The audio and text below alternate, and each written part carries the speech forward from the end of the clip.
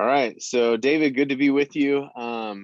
For those that'll be watching this later, David and I met at a conference last fall in DC at David Platt's church. It's a conference about reaching the unreached and trying to find those people. And in one of the breakout sessions I went to, I raised my hand and asked, how do you get connected with missionaries who are reaching the unreached? And David came up to me afterward and he said, "Hi, nice to meet you."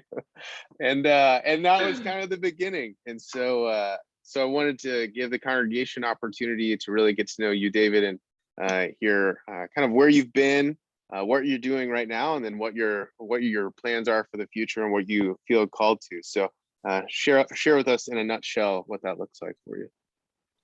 Sure. Nice to meet you all digitally. So grew up in Ohio, Cincinnati, in a nominally Catholic family. I actually went to Catholic school K through 12. By the time I was in high school, I was an atheist. And then when I was in college, I heard the gospel for the first time from a couple Christian classmates, and did not like it. I did not like how Jesus was the only way to God, and then that salvation is by grace. I was very offended by that. But these two Christian classmates really lived a Christ-like life and encouraged me to read the Gospel of Luke, which is really where I decided to start following Jesus when I read about Jesus and came to know him and see both who he was, the compelling nature of who Jesus is, and his message and my need for it. So in any case, I started following Jesus about 10 years ago. And actually, long before I was following Jesus, I was studying Japanese in college as my minor. And I even got the chance to study abroad in Japan. And so obviously, becoming a Christian, coming to terms with the hard truth that Jesus really is the only way to God, and also learning the Japanese language and getting the chance to study abroad there. The Lord really just brought this, my story and then the spiritual state of Japan together from right in the beginning. And, as I learned Japanese, as I met Japanese friends, lived there, God more and more just put this rock in my shoe of what if I'm the only person these Japanese people will ever meet that's a Christian? That I'm the only opportunity to hear the gospel. Because Japan's the world's second largest unreached people group, 126 million people, less than 1% Christian, which means that 95% of them, that's a real stat, 95% of them have never met a Christian, never heard the gospel, never read the Bible, never been to church. And so, just a real big spiritual needs there. And so that's how me and also my wife, Alyssa, started to feel called to go. And so in order to prepare to do that, I started seminary at Midwestern Baptist Theological Seminary, and also started working towards elder candidacy at my local church in Baltimore. Became a pastor, became on staff, served as a connections and outreach pastor for about a year and a half, was on staff for a total of 2 years.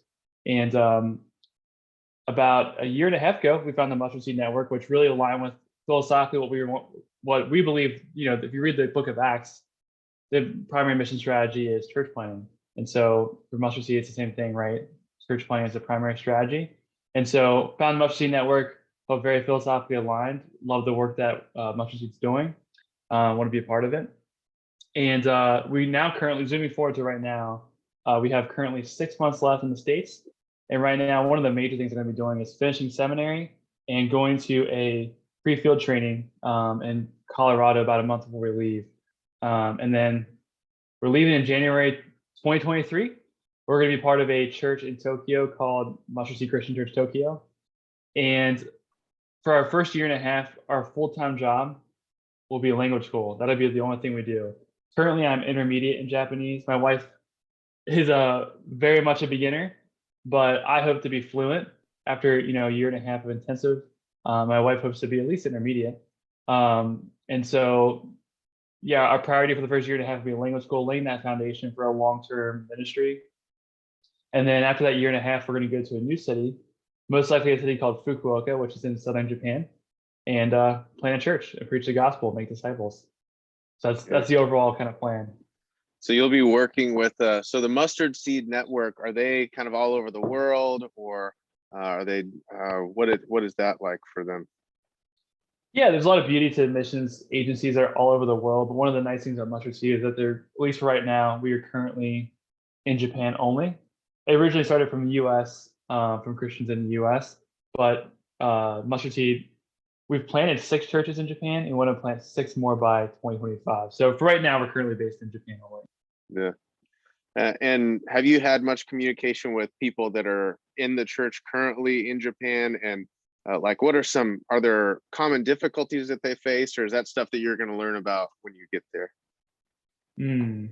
Yeah, actually, I have a coach I meet with every month just to kind of stay on track with support raising and getting ready and so forth. So forth. He's one of the pastors in Tokyo, and yeah, I'll hear little anecdotal things about Japanese people struggle with, faith wise. I would say like 2 really big ones. One is kind of not what you think it is. So one, if you look at Acts 17, as Paul's speaking to a pagan audience, and he spends like 4/5 of his time talking about just who God is, like the doctrine of God. And so, from what I've talked to of church planners and missionaries in Japan, you have to spend more time just explaining the basic categories because an American has, even if they're not a Christian, often they have those categories of like what God is like in the Christian faith. Even if it's distorted or wrong, they have the categories. In Japan, they don't even have the information to start with. So you have to build everything from the ground up is basically one of the big challenges. And then I guess the other one is, America tends to be more individualistic and Japan is more collectivist mentality. And so like when people become Christians, like often the biggest people that oppose it are their parents. So when someone gets baptized, for example, like often their parents will really oppose that. Not like violently or anything like that, or not like, but they'll very much oppose that because Christianity is seen as like a Western religion. It's not seen as being for everyone. And they look at an American and say, "Hey, you're Christian because you're American, not because you chose to be." But so that's some of the barriers you face, among others. But Yeah, I think I've heard Timothy Keller say, Christian culture, they have the mental furniture is there, but the furniture sometimes has to be rearranged. Whereas what you're talking about in this culture, the furniture's not even there.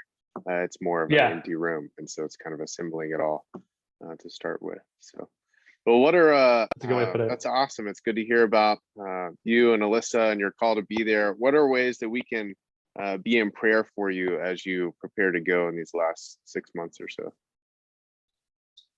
Thanks for asking that. Yeah, I think the whole preparation process has really built my faith, like support raising and so many other things, just getting ready, studying Japanese, all that's really been encouraging. And so just prayers for that to continue to keep going well. But deeper than that, like I want to love Jesus more in 6 months than I do now. Mhm. Because if I'm going there, I'm not like madly in love with Jesus. What do I have to offer anyone else, right? Because Right, that's the right. message, right? So yeah, just for me and Alyssa to stay focused on Christ these next 6 months is, through all the logistics and stuff. Um, so yeah, I think if Alyssa were here, she would say she feels pretty intimidated by language school. Yeah. For me, I'm starting halfway, so to speak, at intermediate, where she started from, she knows like Ohio gozaimasu, which is good morning, and arigato, which is thank you. It's like all she's got. Yeah. So now, It's more than most you've of heard us. that So more than more than most people, but still, not to get around. So I think she would appreciate prayer for language learning. yeah. Okay, cool. Well, we're looking forward to kind of being with you along the journey, and glad that we can help you, support you financially, and we'll continue to support you prayerfully. And maybe down the road we can come and be a part, do whatever ground pound y'all might need, and help out in Yeah, ways that you we'd love might that. need help. So, but thanks for joining me on the call, and we'll be in prayer for you guys. Thank you so much. You have no idea how encouraging that is. Thank you. All right. Talk to you later.